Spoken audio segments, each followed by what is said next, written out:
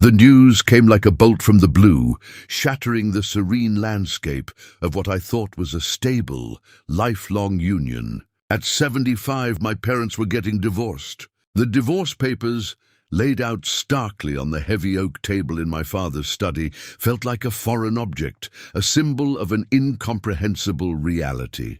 My mind reeled, trying to reconcile this cold document with the decades of shared memories, birthdays, and quiet evenings I had witnessed.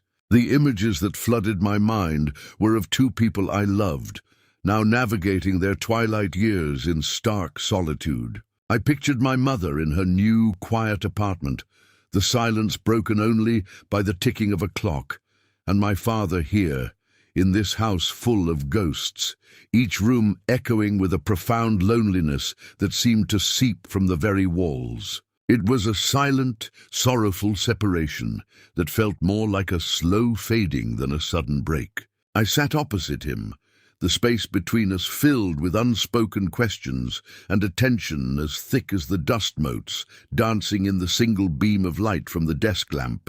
My father, a man I'd always known as stoic and reserved, looked fragile, his usual strength weathered away by a lifetime of unshared burdens. The dim light carved deep lines into his face, each one a map of unspoken history. He finally broke the silence, his voice a low, raspy whisper that seemed to struggle against the weight of his confession. "There's something you need to know," he began, his gaze fixed on a point beyond me, lost in the shadows of the past. He explained that their marriage, a vessel I always saw as sturdy, had been carrying a hidden crack for over 50 years. It wasn't a sudden storm that broke them, but a slow, persistent leak of a long-held secret. As he spoke, the room seemed to dissolve, and the world shifted into monochrome. A series of black and white flashbacks flickered through my mind, scenes from a life I never knew he had.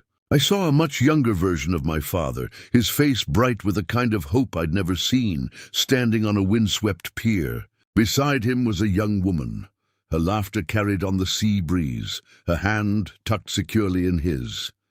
Her name was Eleanor. They were artists, dreamers, their world painted in vibrant hues of shared passion and whispered promises of a future together in Paris. But the Korean War intervened, a brutal and indiscriminate force that tore them apart. He was drafted, and she, caught in the crossfire of family duty and a world that demanded conformity, was pressured into a marriage she didn't want. The letters they exchanged became fewer, the ink bleeding with sorrow and resignation, until they stopped altogether. He returned from the war a different man, carrying the ghost of a love that was never meant to be. The black and white images faded, and I was back in the dimly lit study, the present feeling muted and grey in comparison. The air was thick with the scent of old books and unearthed sorrow. My father was no longer looking at me, but at a small, faded photograph he held delicately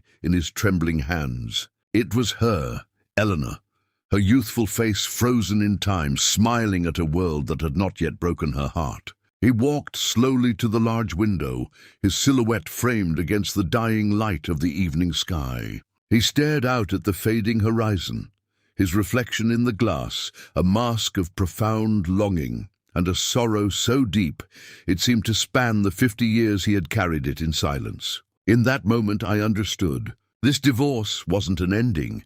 It was a final, heartbreaking tribute to a beginning that was stolen from him long ago.